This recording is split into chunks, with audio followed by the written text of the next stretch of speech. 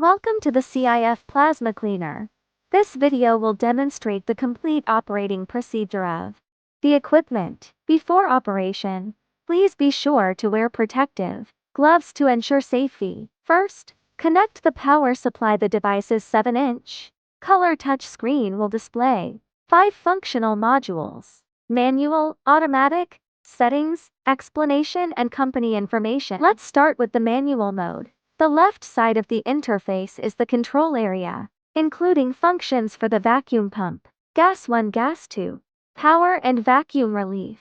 The right side is the live data area, synchronously showing vacuum degree, operating time and power. During operation, the gas flow can be precisely regulated via the gas float flow meter. After starting the program, purple plasma will be generated inside the vacuum chamber, indicating the equipment is running normally. Next, return to the home page and switch to automatic mode. The interface layout is basically the same as the manual mode. You can customize and edit the names of process steps and enter specific parameters for each step, such as vacuum level, time, power, etc.